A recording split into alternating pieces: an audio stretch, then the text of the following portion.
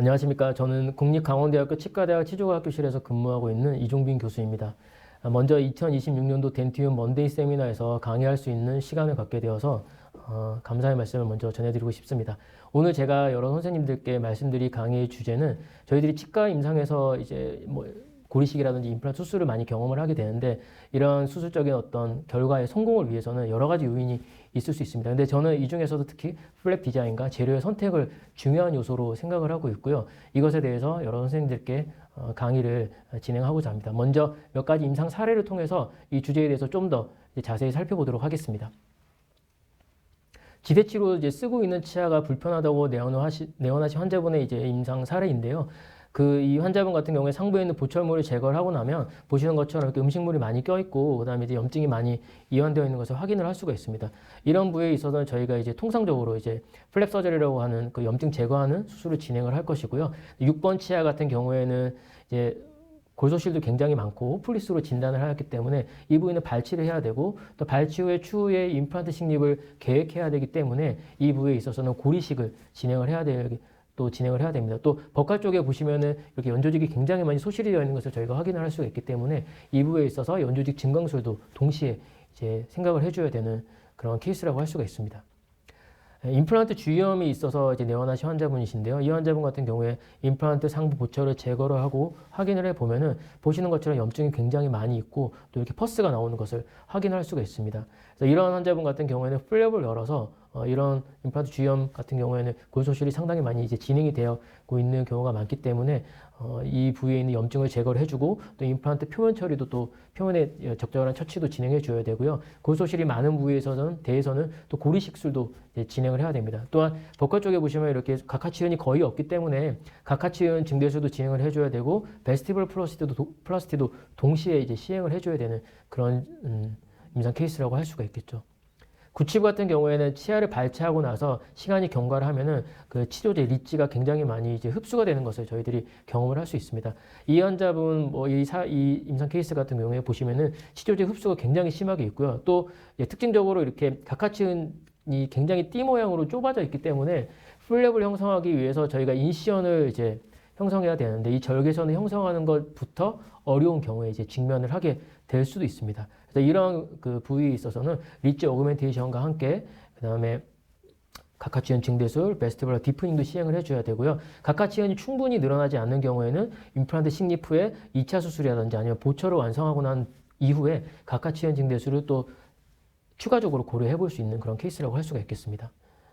전치부 같은 경우에는 이제 리치의 소실이 이제 좀 더 심하고요. 이제 보통 리치가 소실되면서 안쪽으로 들어가는 경향이 있기 때문에 이러한 부위에 있어서는 저희가 임플란트 수술이라든지 보철을 진행하는 데 있어서 굉장히 어려움을 겪을 수가 있습니다. 또 전치부에 있어서는 환자분들이 심리적인 면도 많이 고려를 하시기 때문에 훨씬 더 이제 구치부보다 좀 더 어려운 케이스들이 많다고 할 수가 있고요.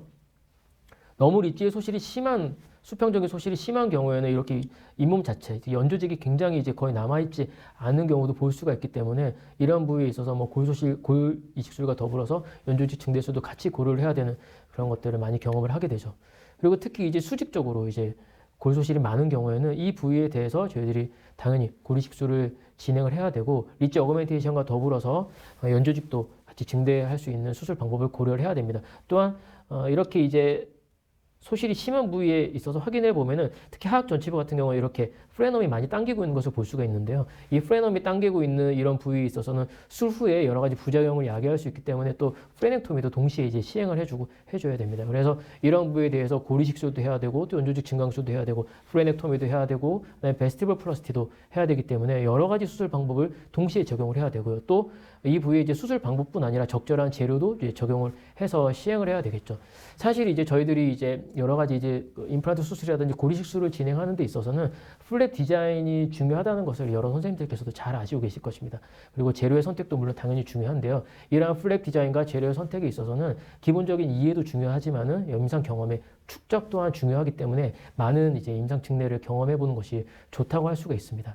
그래서 먼저 이제 플랩 서저리라고 할 때 저희들이 이제 선생님들께서 잘 아시겠지만은 플랩에 대해서 간단한 기본적인 어떤 개념부터 살펴보면은 저희들이 어떤 치료하고자 하는 부위에 시야를 확보하고 치료를 직접 적용을 하고 그 다음에 기구를 도달시키기 위해서는 플랩을 형성해야 되는데요. 이 형성하는 플랩, 조직판 판막을 이제 플랩이라고 저희들이 사전적인 의미로 이제 흔히들 말을 많이 하고 있습니다.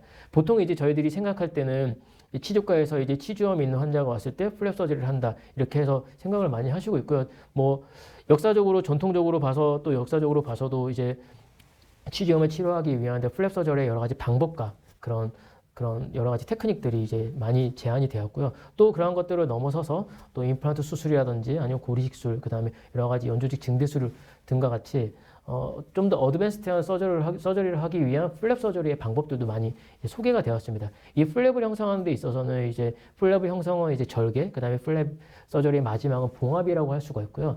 저희들이 보통 봉합을 함에 있어서는 프라이머리 운드 클로저를 이제 골드 스탠다드로 저희들이 생각을 하고 있습니다. 이제 홈네이왕 선생님께서 이제 예전에 GBR 수술을 하고 그것의 성공적인 결과를 기대하기 위한 요건으로서 패스 프린시플이라는 것을 보고 그 논문으로 발표를 하셨는데 여기에서 이제 패스에서 P도 프라이머리 운드 클로저를 이제 뜻합니다. 즉 그 수술한 부위를 보호를 해주고 2차적인 감염을 방지하기 위해서 프라이머리 클로저가 중요한 것은 뭐 사실은 어쩌면 당연한 얘기라고 할 수가 있습니다. 그래서 프라이머리 운드 클로저를 하기 위해서는 적절한 플랩을 형성을 해줘야 되고 또 플랩에 텐션이 가해지지 않도록 여러 가지 릴리징 인시전이나 아니면 버티컬 인시전을 통해서 텐션이 없는 텐션 프리 플랩을 형성을 해줘야 되고요. 또한 이것에 맞춰서 수초 또한 텐션이 없게 진행을 해주어야 됩니다. 플랩 서저리에서 이제 프라이머리 운드 클로저가 중요한 것은 뭐 당연히 상식적으로도 또 학문적으로도 당연한 얘기인데 저희들이 꼭 임상적으로 또 확인을 해보고 또 여러 가지 다른 테크닉이나 다른 부위, 다른 수술 방법에서 생각해보면 꼭 프라이머리 운드 클로저가 필수적이라고 할 수는 없습니다. 예를 들어서 이렇게 그 상악 전치부에 임플란트 수술하고 이제 GBR을 시행한 환자의 경우를 또 살펴보면은 보통 이제 저희들이 드레싱을 하거나 스티치아웃을 하는 과정에서 이렇게 수술 부위가 열려 있는, 터져 있는 그런 경우를 확인을 할 수가 있습니다. 이런 경우에 이제 뭐 많이 걱정을 할 수도 있는데 사실 환자분이나 저희 치과 의사들이 적절한 처치를 해주게 되면은 2차 치유를 통해서 오히려 연조직이 재생이 되면서 잘 치유가 되는 것을 관찰할 수가 있습니다. 그래서 이렇게 저희들이 예기치 못하게 어떤 상처 부위가 또 수술 부위가 오픈이 되어 있는 경우에도 적절한 처치를 통하면 오히려 연조직이 재생이 돼서 릿지가 보존될 수 있는 것들을 저희가 충분히 확인을 할 수가 있고요. 또 일부러 의도적으로 임플란트 세컨 서저리를 하는 경우에 이 수술 부위를 오픈시켜 두어서 연조직이 재생이 되게 해서 좀 더 치료제 자체를 좀 보존해주고 연조직을 늘려주고자 하는 수술 방법을 또 의도적으로 시행을 할 수도 있는데요. 보시는 것처럼 이렇게 수술 부위를 오픈시켜 놓으면 힐링 과정을 통해서 연조직이 생성이 돼서 잘 치유가 되는 것을 저희들이 또 확인을 할 수가 있습니다. 즉, 그 플랩 서저리를 하고 나서 프라이머리 운드 클로저가 제일 원칙이긴 하지만은 어떤 연조직 재생이라든지 아니면 여러 가지 수술의 목적에 따라서 그 수술 부위를 오픈시켜 둘 수도 있고요. 이 오픈시켜 놓는 것을 통해서 연조직의 재생을 꾀하고 또 이 연조직의 재생과 증강을 통해서 치료제가 더 잘 보존될 수 있는 것도 저희들이 확인을 할 수가 있죠. 그래서 대표적인 것으로 저희들이 이제 많이 사용하는 여러 선생님들께서 임상에서 많이 사용하는 수식 중에 하나인 발치와 고리식술, 즉 리치 프리저베이션을 저희가 생각을 해볼 수가 있습니다.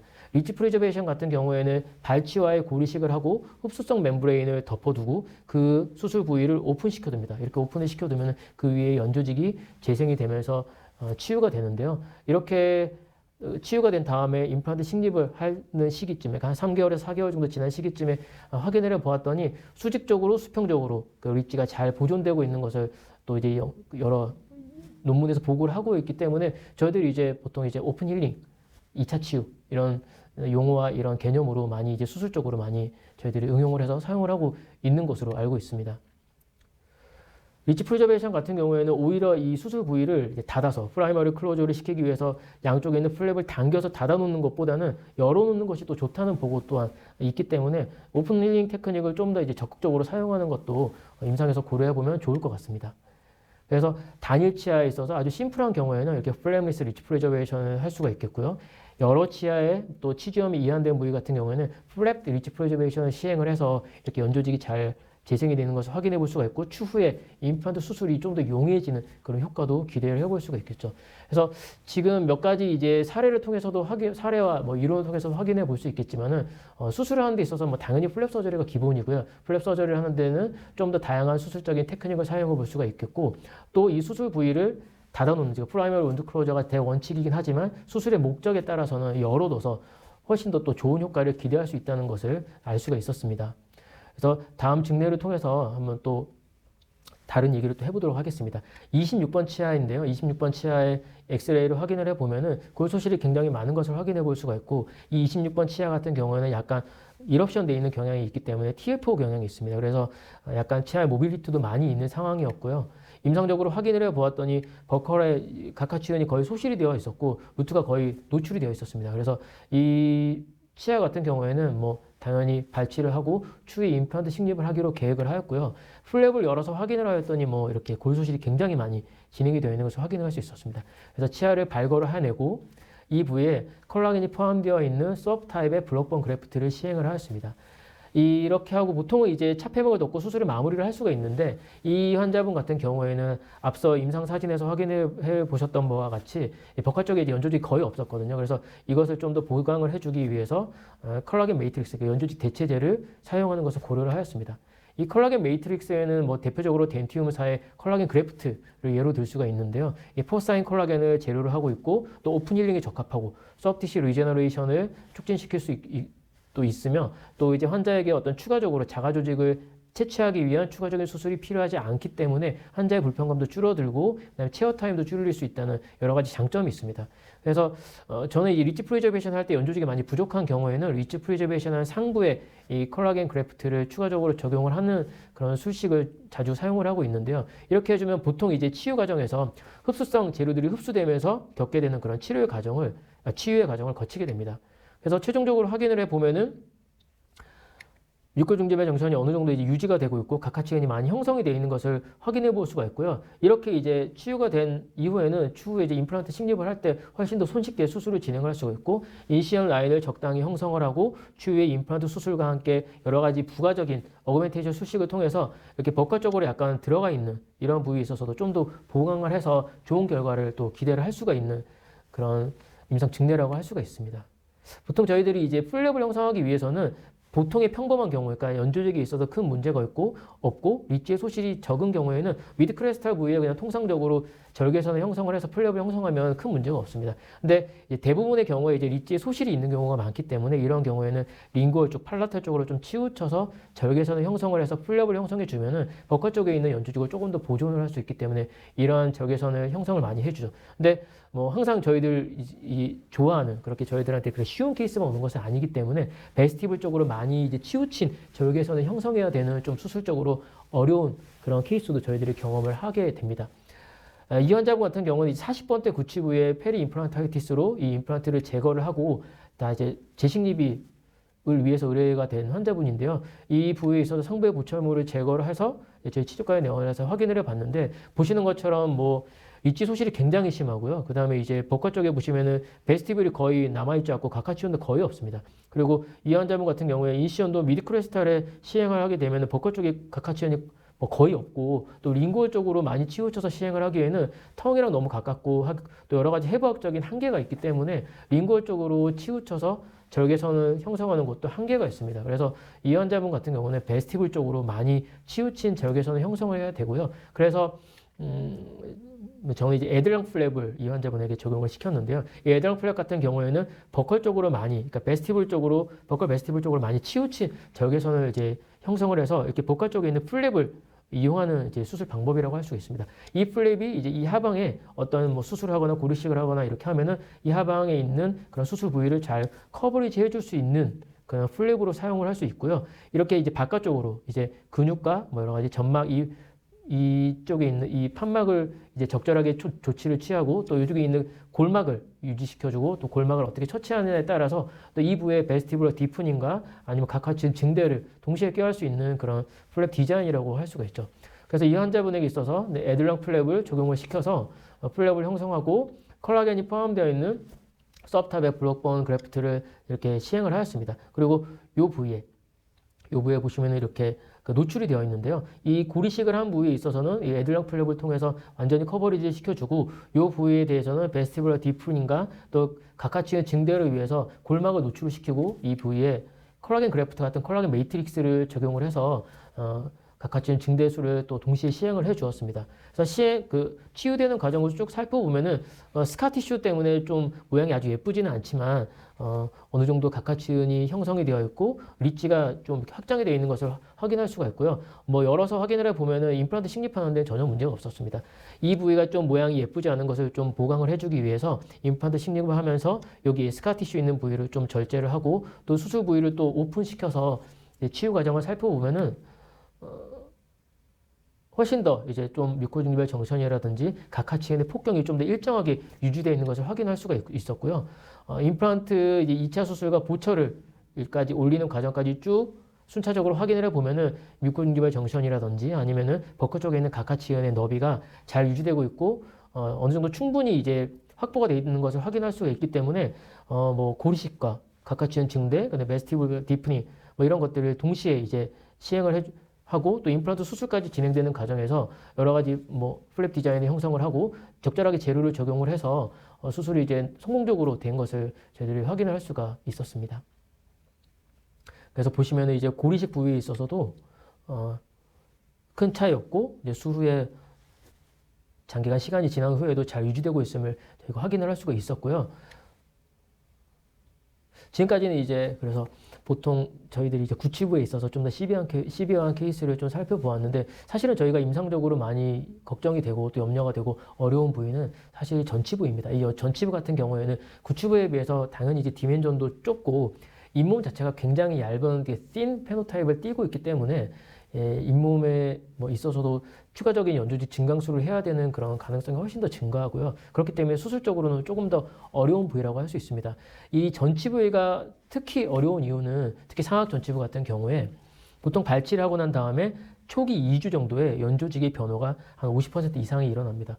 또 이제 버칼본 같은 경우에는 이제 번들본 흡수가 일어나서 버칼월이 이렇게 얇은 경우에는 이 버칼월이 흡수가 되면서 이 부위에 이렇게 연조직의 변화가 많이 일어나게 되고요. 이러한 경우에는 이제 하방에 있는 골조직, 즉 리치를 이제 매스킹하는 효과가 있기 때문에 임상에서 저희들이 보통 눈으로 확인해서는 잘 하방에 있는 뭐 어떤 뼈 조직이나 이런 것들이 어느 정도 있는지를 가늠하기가 좀 어렵죠. 그래서 뭐 CT라든지 그런 것들이 찍기 전에는 가늠하기가 좀 어렵게 되고 이 부위가 또 이제 많이 이제 안쪽으로 이제 흡수가 되어 있기 때문에 추가적인 오그멘테이션 수칙을 또 반복적으로 해야 되는 그런 것 때문에 좀 더 어려운 부위라고 할 수가 있고요. 또 상악 전치부 같은 경우는 특히 환자분들이 심미적으로 느끼는 어떤 그런 요구도도 높은 부위이기 때문에 조금 더 많이 이제 신경을 써줘야 되는 부위라고 할 수가 있습니다.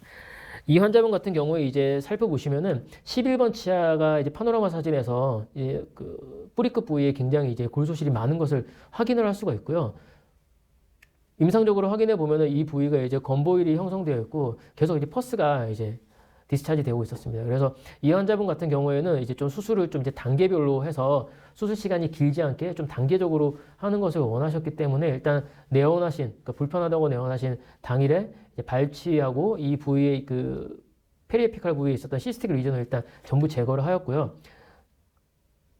그래서 제거를 하고 이제 추후에 또 임플란트 식립을 계획을 해야 되기 때문에 CT를 찍어 보았는데 CT를 찍어 본 결과를 보시면은 뭐 당연히 이게 뼈가 거의 없습니다. 버칼홀은 거의 남아있지 않고 골소실이 굉장히 이제 심한 것을 이제 확인을 할 수가 있었고 연조직이 이제 발치하고 난 다음에 연조직 치유된 것을 확인하고 그 부위에 있어서 뭐 만약에 가능하다면은 임플란트 식립을 하고 불가능하다면 고리식만을 하기 위해서 플랩을 열어서 이를 리엔트를 해보았는데 안에 확인을 해봤더니 이제 이렇게 시스틱 리전이 거의 이제 그대로 남아 있었고요. 그래서 이 부위에 있어서는 통상적으로 하는 GBR을 시행을 해주고 이 부위가 잘 보호될 수 있도록 이 환자분 같은 경우는 이제 프라이머리 운드 클로저를 시행을 해 주었습니다. 그래서 버티컬 이니시전과 릴리징 이니시전을 통해서 텐션 있게 플랩을 조정을 하고 프라이머리 운드 클로저로 해서 최대한 이제 고리식이 잘 유지될 수 있도록 해 주었고요. 임플란트 식립을 위해서 플랩을 열어서 확인을 해 보았더니 임플란트 식립을 하기에는 충분하게 이제 뼈가 형성되어 있는 것을 확인을 해서 임플란트 식립을 하고 필요한 부위에 추가적인 고리식을 하였고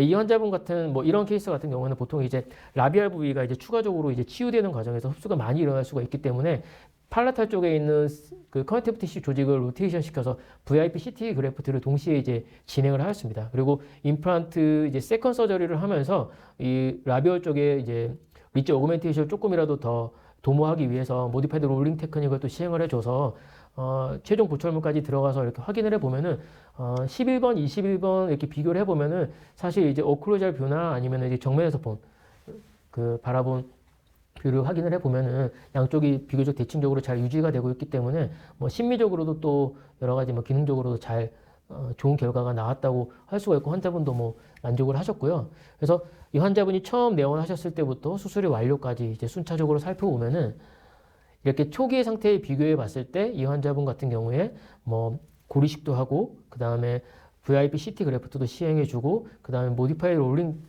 롤링 테크닉까지 여러 가지 순차적인 방법과 또 여러 가지 이제 플랜 매니지먼트 또 재료의 적용을 통해서 성공적인 어떤 수술의 결과를 볼 수 있음을 저희가 확인을 해볼 수가 있었습니다. 그래서 이런 그 환자분 같이 이제 자가 조직을 잘 이용을 할 수가 있고 환자분들이 그것에 흔쾌히 동의를 하는 경우에는 뭐 수술을 저희들이 사실 뭐 이렇게 좀 적극적으로 마음껏 시행을 할 수가 있지만 그렇지 않은 경우가 또 임상에서 많이 맞닥뜨리게 되는데요.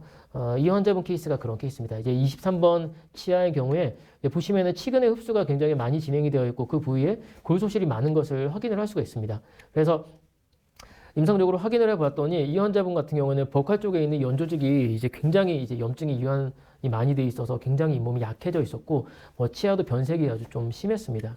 그래서 버칼 쪽에 있는 연조직이 굉장히 부족하게 좀 추후에 치유되는 과정이 지나고 나면 부족할 것이 또 예측이 되고 또 연조직이 굉장히 약했기 때문에 팔라트 쪽으로 많이 치우쳐서 절개선을 형성을 해서 플랩을 형성하였고요. 치아를 다 발치를 하고 염증 조직을 다 걷어낸 다음에 확인을 해보았더니 엑스레이에서 보던 것보다 훨씬 더 골소실이 심했습니다. 뭐 보컬 쪽은 물론이고 이렇게 에피컬 쪽에도 거의 뼈가 남아있지 않은 것을 확인을 할 수가 있었고요. 따라서 이 환자분 같은 경우에는 이제 추후에 이 부위에 임플란트 식립을 이제 해야 되는데 또 이 환자분이 좀 그 환자분의 특성이 이제 뭐 자가조직 이식이라든지 이런 것들은 좀 이제 너무 이제 아플 수도 있고 그런 것들은 좀 안 했으면 좋겠다 이렇게 하셔서 그 최대한 그런 어떤 추가적인 어떤 수술은 하지 않고 그다음에 여러 가지 재료를 써서 하는 것을 이제 도모를 하였고요. 이 부위에 이제 그래서 이제 이 부위 같은 경우에 콜라겐이 포함되어 있는 오스테온 3 콜라겐을 적용을 시키고 그 다음에 좀 이 부위를 커버리지하고 연조직을 증강시키기 위해서 재료를 좀 다양하게 적용해보는 것을 계획하였습니다. 그래서 시계 방향으로 여기 이제 맨 위에 보이는 것이 콜라겐 그래프트 2이고요. 콜라겐 그래프트 2, 그다음에 그 하드 타입의 콜라겐 멤브레인과 그다음에 소프트 타입의 콜라겐 멤브레인을 이제 순차적으로 적용시키는 것으로 계획을 하여서 고리식 부위에는 소프트 타입의 콜라겐 멤브레인을 이제 커버리지를 잘 시켜주고 버칼 부위는 거의 뼈가 없었기 때문에 이제 더블 레이어 테크닉 방식으로 하드 타입의 콜라겐 멤브레인을 버칼 쪽에 이제 덧대어 주었습니다. 그리고 이 버칼 쪽에 있는 연조직이 굉장히 약했기 때문에 연조직 증강도 꾀하고 또 이제 이런 이제 콜라겐 매트릭스 같은 연조직 대체제를 적용을 시켜주면은 이제 수처를 진행하는 데 있어서도 이런 그 재료들이 패드의 역할을 해줄 수 있기 때문에 이렇게 순차적으로 적용을 해서 고리식과 동시에 연조직 증강도 동시에 이제 꾀하는 그런 수술 방법을 진행을 하였습니다. 그래서 텐션이 최대한 없도록 수처를 해서 치유 과정을 쭉 거치면서 확인을 해보면은 이렇게 잘 이렇게 순차적으로 뭐 세컨더리 힐링을 통해서 치유가 되고 있었고요. 사실은 이 환자분 같은 경우는 조금 더 이제 오래 기다려서 연조직이 좀 이제 많이 성숙한 다음에 임플란트 식립이라든지 그런 추가적인 수술을 진행하고 싶었는데 환자분이 좀 빨리빨리 진행하는 것을 또 원하셨고 그래서 임플란트 식립을 저는 이제 4개월 이상 충분히 기간을 기다리고 싶었는데 한 3개월 정도 되는 시점에 조금 그런 치유에 비해서는 조금 빨리 수술에 들어갔습니다. 근데 열어보았더니 임플란트 식립을 하는 데는 전혀 문제가 없었고요. 임플란트 식립을 하고 필요한 만큼 추가적인 고리식을 한 다음에 이 부위에 있어서는 조금 더 연조직이 이제 생겨서 좀 이제 이 부위에 연조직 증강을 꾀해야 되겠다 해서 오픈된 채로 최대한 텐션이 없도록 수술을 마무리하였습니다. 그래서 치유되는 과정을 쭉 거치고 임플란트 2차 수술까지 마치면서 최종적인 보철물이 들어갈 때까지 확인을 해보았더니 이렇게 뭐 파필라도 잘 유지가 되고 있고 주변의 잇몸 조직이랑도 잘 조화롭게 형성이 되고 있었고요. 특별히 문제가 없고 이 환자분이 사실은 굉장히 좀 심리적인 요구도가 많고 약간 까다로운 분이었는데 환자분이 나름 만족을 하셨습니다. 그래서 처음 내원하셨을 때부터 최종적으로 완성이 되고 그다음에 이 보철을 넣고 이제 장기간 쓰고 있는 과정까지 이제 순차적으로 살펴보면은 이렇게 처음의 상태와 비교해 봤었을 때는 이 환자분에 있어서는 뭐 플랩 디자인도 디자인이지만 여러 가지 재료를 이제 상황에 맞게 좀 적절히 적용을 해줌으로 인해서 이렇게 최종적으로는 뭐 만족할 만한 결과를 얻을 수 있었습니다. 그래서 저희들이 이제 만약에 이 환자분 근데 앞 케이스처럼 자가 조직을 충분히 이용할 수 있고 환자가 동의하는 경우에는 뭐 VIP CT 그래프트 같이 자가 조직을 충분히 이제 막 이식하고 로테이션 시키는 여러 가지 그래프트 수식을 쓸 수도 있겠지만 만약에 환자분이 동의하지 않고 또 비용에 대해서 컴플레인이 특별히 없다고 하면은 여러 가지 이제 특별한 뭐 재료들, 그러니까 콜라겐 그래프트 같은 재료들을 좀 더 적극적으로 이제 사용할 수가 이제 있겠죠. 이 상악 전치부 같은 경우에는 임플란트 수술이랑 더불어서 고리식 당연히 해줘야 되는 뭐 케이스가 많으니까 고리식 해주면서 연조직 이식을 같이 해주게 되면은 훨씬 더 좋은 결과를 얻을 수 있다는 보고가 이제 많이 되고 있는데요. 이러한 이유는 이제 그 고리식과 연조직 이식을 동시에 하는 것이 좋은 결과가 나타난다고 하는 것에 있어서는 사실 연조직과 그 하부에 있는 뼈 조직, 골 조직이 서로 상호 보완적인 관계에 있기 때문입니다. 하방에 있는 골 조직은 상부를 지지를 해주고 또 상부에 있는 연 조직은 하방에 있는 골 조직을 보호해주는 서로 지지하고 보호하는 상호 보완적인 뭐런 역할을 하기 때문에 당연히 이제 동시에 이식술을 해주면 좋은 결과를 기대할 수 있다는 것을 저희들이 이제 뭐 추측해 볼 수가 있는 것인데요. 근데 이러한 연구의 사실 대부분은 자가 조직, 그러니까 CT 그래프트를 동반한 경우를 많이 보고가 되고 있습니다. 근데 앞서도 말씀드렸듯이 이제 그 자가 조직을 쓸 수 없는 경우들이 있거든요. 그런 경우에는 이제 연조직 대체제, 콜라겐 매트릭스 같은 재료를 쓸 수밖에 없는 경우가 생기게 되고 이 콜라겐 매트릭스 같은 그런 연조직 대체제 같은 경우에는 뭐 보통 이제 여러 가지 임상 연구를 통해서 살펴보면은 이제 앞서도 한번 설명을 드렸지만은 이 추가적인 수술 부위가 필요하지 않기 때문에 환자의 불편감이 확실히 줄어들고 치아 타임이 줄어든다는 확실한 장점이 있고요. 또 이 그 연조직 대체제를 적용하지 않았을 때랑 비교해 보면 확실히 효과가 있는 것을 연구 결과를 통해서도 저희들이 확인을 해볼 수가 있습니다. 그리고 만약에 적절한 수술 방법과 동시에 적용이 된다고 하면은 콜라겐 매트릭스를 쓴 어떤 수술법 방법과 그다음에 자가 조직을 쓴 그런 수술 방법의 어떤 결과적인 연조직 증강, 연조직 재생을 비교해 보았을 때 거의 뭐 통계학적으로 크게 유의차가 없다는 결과도 있기 때문에 이 콜라겐 매트릭스 같은 연조직 대체제를 적극적으로 사용하는 것을 임상에서 고려해 보면 좀 더 좋을 것이라는 생각이 듭니다. 이제 다음으로는 이제 말씀드리고 싶은 플랩 디자인 중에 이제 한 가지는 이제 파필러 프리저베이션 플랩입니다. 이 파필러 프리저베이션 플랩은 뭐 임상에서 여러 선생님들께서 이미 많이 이제 쓰고 계실 겁니다. 이제 잘 아시다시피 이제 보통 이제 팔라탈 쪽으로 많이 치우친 인시전을 형성을 하고 파필러를 버컬 쪽에 있는 플랩에 포함을 시켜서 이 파필러를 한쪽으로 완전히 넘겨버려서 파필러에 직접적인 인시전을 하지 않음으로써 파필러를 보존해주는 그런 플랩 디자인이라고 할 수가 있는데요. 이 파필러 프리저베이션 플랩 같은 경우에는 치간이 넓어서 이 파필러를 충분히 넘길 수 있는 그런 공간이 확보돼야 된다는 그런 어떤 조건이 있기 때문에 어떤 임상 증례에 따라서 케이스 바이 케이스로 저희들이 선택적으로 적용을 해야 될 것입니다. 이 환자분 같은 경우에는 상악 전치부의 치주염 때문에 이제 내원을 하셨는데 이 환자분은 이제 이 부의 염증 치료도 당연히 중요하지만 이제 요구하시는 것이 있었습니다. 수술 전과 비교했을 때 이 파필러 부위가 많이 꺼져 보이지 않았으면 좋겠다 이렇게 말씀을 하셨고 또 수술을 하고 나서 이 수술 부위가 이제 자기가 이제 환자분이 사회생활을 해야 되기 때문에 수술 부위가 되도록이면은 보이지 않았으면 좋겠다 이런 요구 조건이 있었거든요. 그래서 파필러 프리저베이션 플랩을 시행하는 것을 환자분께 설명을 드리고 이제 그 수술 방법을 적용을 하였고요. 다행히 이 환자분 같은 경우에는 이 치간은 좁은 편인데 이제 상악 전치부에 골 소실이 이미 많이 진행이 되고 있었기 때문에 어느 정도 공간이 확보가 되고 있었고요. 그래서 파필러 프리저베이션 플랩을 시행하고 파필러를 넘길 수 있는 그런 공간은 확보가 되어 있었습니다. 그래서 파필러 프리저베이션 플랩을 시행을 하고 그 부위에 이제 염증을 제거한 다음에 필요한 만큼 파티큘레이티드 본 그래프트를 시행을 하고 이제 차폐막을 트리밍을 해서 적용을 시켰습니다.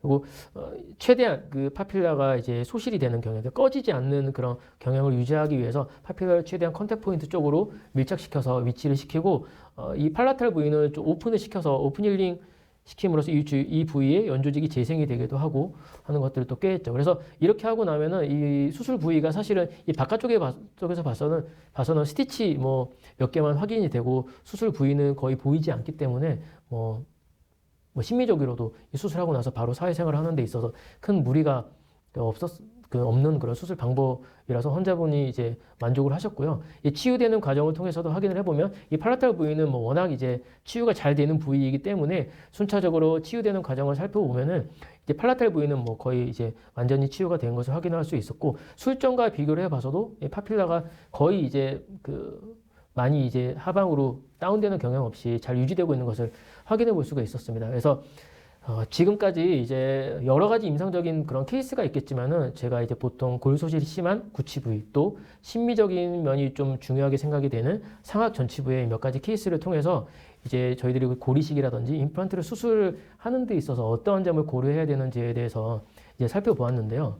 앞서 제가 서두에 이제 주제를 설명하면서 말씀드린 바와 같이 임플란트 수술이라든지 고리식 수술의 어떤 성공적인 결과를 위해서는 어떤 수술 부위와 목적에 맞는 그런 플랩 디자인이 필요합니다. 그래서 어떤 플랩 디자인과 어떤 플랩 디자인을 형성해 줄지를 미리 이제 좀 생각을 잘 해둬야 되고요. 또한 이제 플랩 부위를 이제 완전히 이제 클로저를 시켜줄지 아니면 오픈을 시켜서 연조직의 재생을 도모할지에 대한 그런 계획도 물론 당연히 이제 있으면 좋습니다. 이런 것을 위해서는 이제 플랩 서저리에 대한 기본적인 개념의 이해는 당연히 필요하고 또 사실은 이제 임상적인 경험의 축적이 많이 필요하기 때문에 선생님들께서 수술을 많이 해보시면은 당연히 이제 본인만의 노하우가 습득이 되실 거라고 생각을 하고요.